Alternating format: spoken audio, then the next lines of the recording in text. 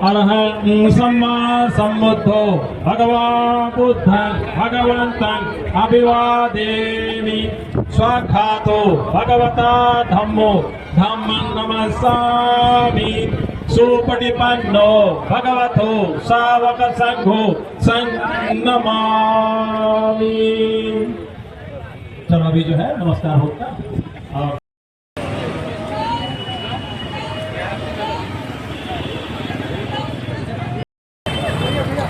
चल रहे हैं। मोबाइल डिस्चार्ज है।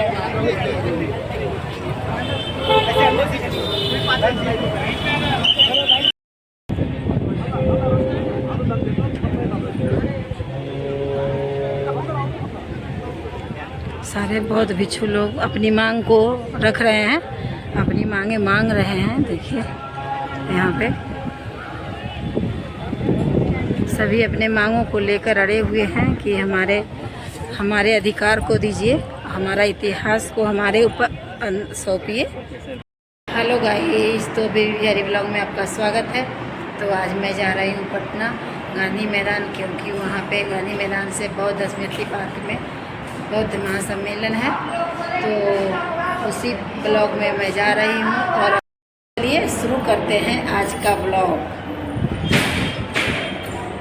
देखिए गाइस, तो चाय बेचने वाला आ गया है, मिट्टी बैठी है। गांधी मैदान से बुद्ध पार्क तक की शांति पद यात्रा है, तो मैं उसी पद यात्रा में जा रही हूँ। तो हमारे ब्लॉग में बने रहे और अपना आशीर्वाद करें। उतर गई हूँ पटना, पटना उतर गई हूँ, अब जा रही हूँ गांधी मैदान।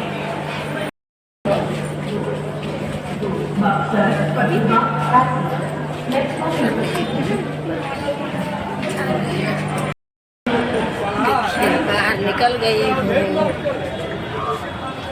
देखिए फ्रेंड्स, तो गांधी मैदान पटना पहुंच गई हूँ।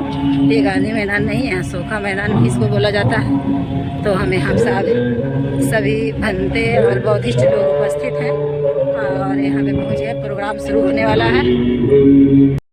देखिएगा इस तो पटना गांधी मैदान का ये नज़ारा, और इधर सारे लोग हैं, इधर मंच, और देखिए बहुत सारे भिक्षु लोग आए हुए हैं और यहाँ पे सब बैठे हुए अपनी मांग को मांग रहे हैं। यहाँ सारे बौद्ध संगठन के कमेटी वाले लोग हैं, बनते जी। मैं नवादा जिला से हूँ। सभी लोगों ने स्टेज के नीचे जाना है, सभी स्टेज पर मौजूद सभी ने नीचे जाना है। स्टेज को खाली कीजिए प्लीज, स्टेज को खाली कीजिए प्लीज, रिक्वेस्ट है स्टेज को खाली कीजिए।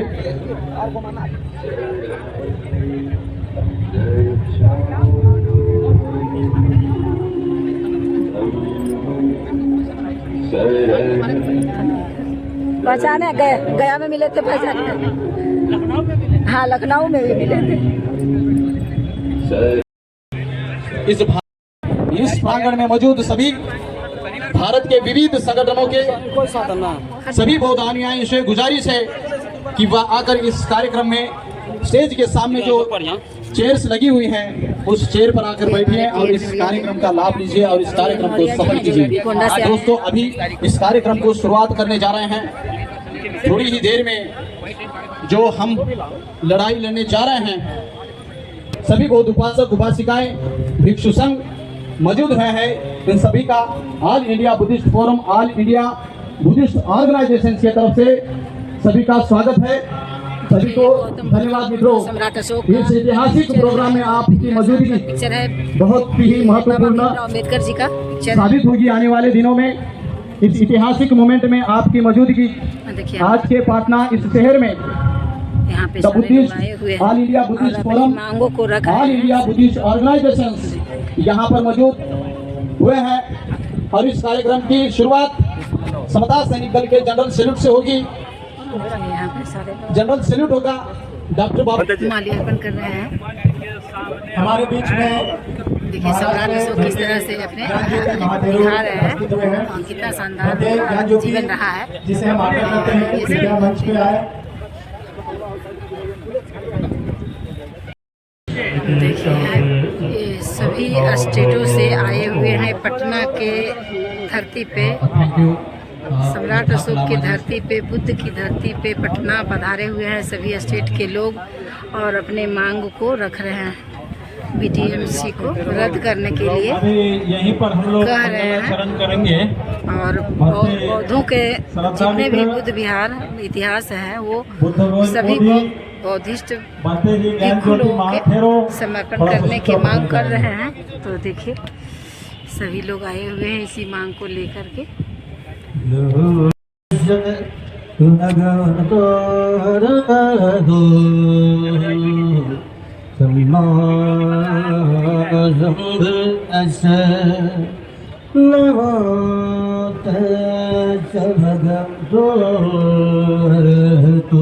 बात रखी वो जो ललन कुमार जी जो विधायक थे उनके जो उन्होंने बात रखी और स्पीकर जवाब दे रहा है कि वहां पर सिविलिंग है।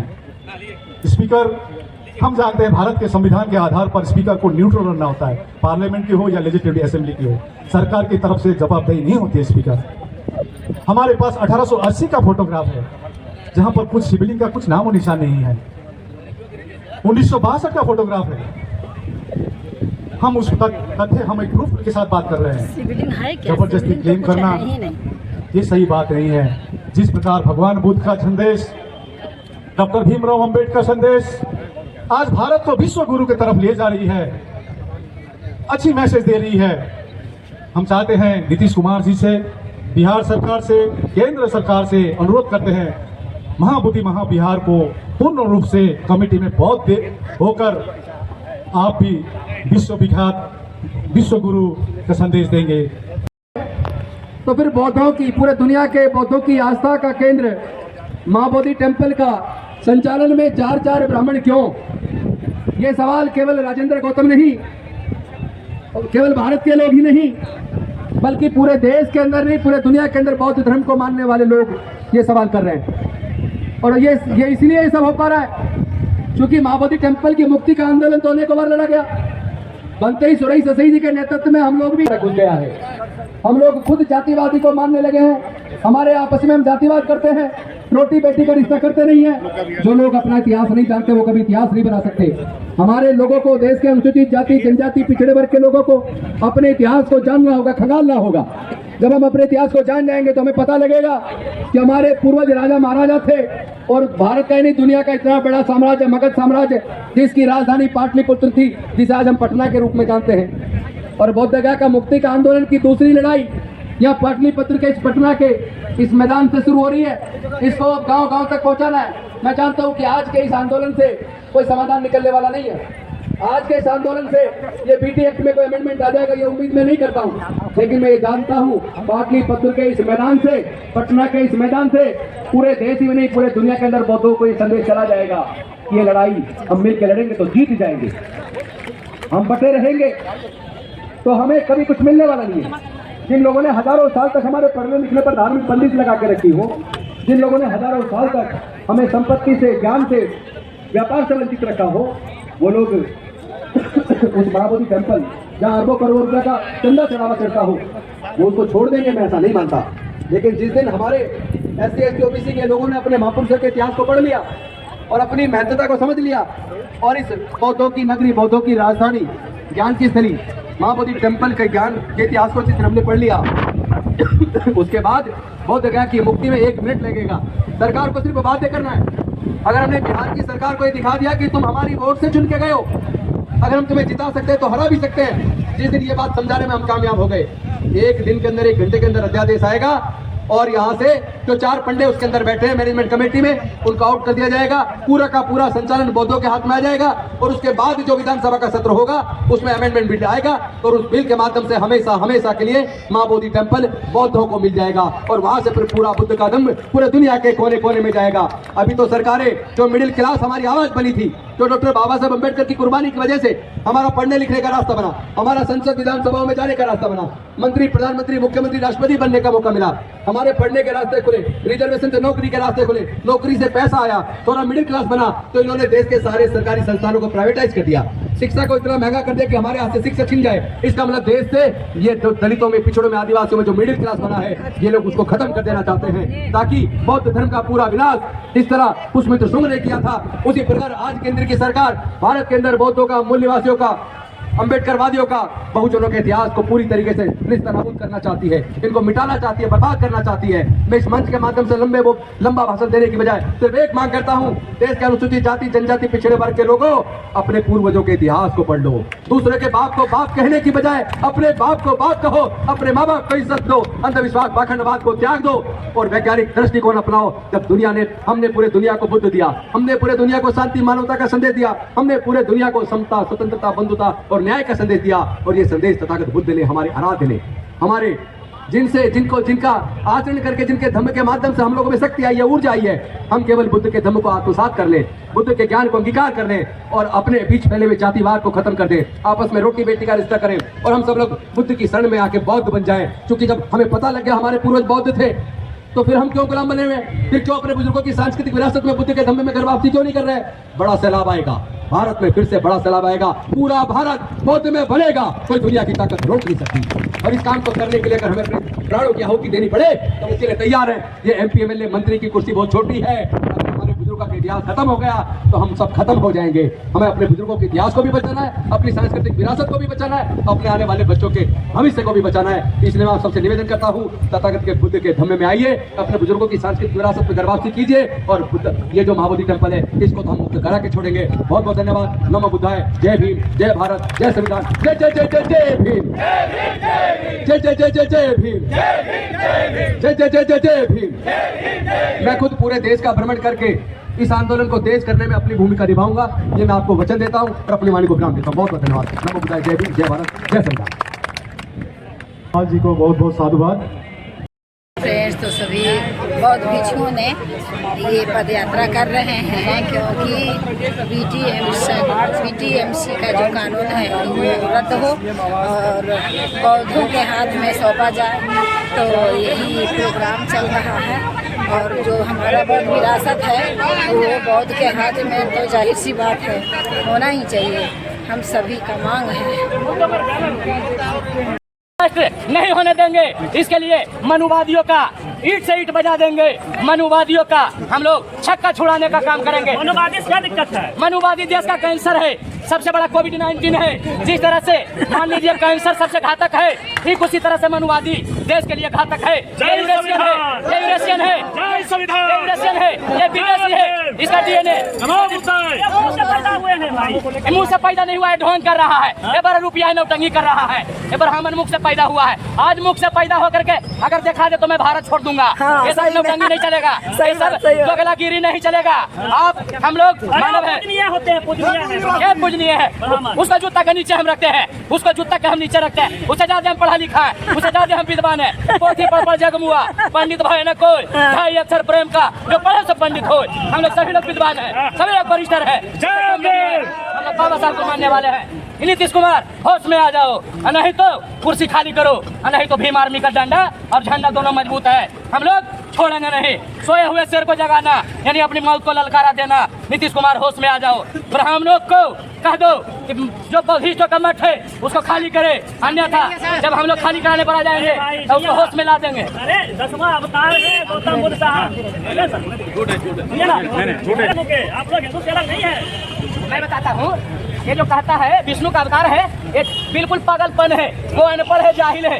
जो कहता है, जो इसको मानता है वो मूर्ख है, जो इसको प्रचार करता है वो महामूर्ख है, जो इसको पूजता है वो महाधूर्त है। हमारे गौतम बुद्ध ज्ञान और विज्ञान का ज्ञान दिए हैं इस धरती पे। ये पाटलिपुत्रा की गौतम बुद्ध का धरती है, तो वो विज्ञान के रास्ते पर चलने के लिए कहते हैं। ज्ञान और विज्ञान अर्पित करिएगा तो आप DM SP सब बनिएगा, पदाधिकारी बनिएगा। आप पाखंड में रहिएगा तो नहीं बन पाइएगा। नहीं तोड़ रहे हैं, हमारा देश ही आपने बौद्ध क्यों अपनाया? नहीं, बौद्ध इसलिए अपनाए हैं कि हमारा गौतम बुद्ध ने बौद्धमय भारत बनाए थे, हमारे सम्राट अशोक जी ने बौद्ध को अपनाए थे, तो आज हम हम भी अपना रहे हैं, क्या दिक्कत है? हाँ, हमारे से हमारे पूर्वज हैं। हमारे सम्राट अशोक का किला देखे हैं आप? जा के देखिए किला कैसा बनाए हैं। पूरे मतलब कि हजारों मूर्तियाँ पड़ी है उस बिल्डिंग में, और उसको कितना मिटाएगा? क्या कमी है कि आप लोग जो है उसको? उसमें अंधविश्वास और पाखंड है इनको पे, तो वो मुझे पसंद नहीं है। हम नारियों को पसंद नहीं है, हम कुछ नहीं करते हैं, त्योहार वगैरह कुछ नहीं करते हैं। नहीं, कुछ नहीं करते, सब कुछ छोड़ दिए हैं। हाँ हाँ हाँ, चलो, बहुत लंबा है। देखिए ये सब यात्रा में जा रहे हैं नीतीश कुमार को ज्ञापन सौंपने के लिए।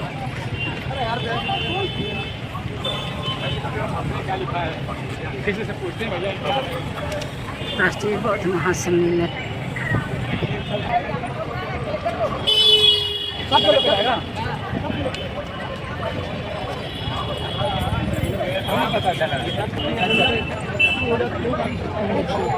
रैली का दृश्य है, रैली का दृश्य है।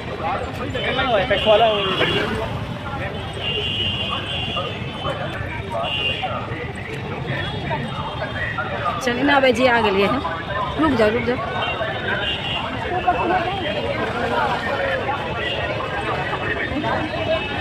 हाँ रुके ना, अभी ज़्यादा भीड़ है तो चलेंगे।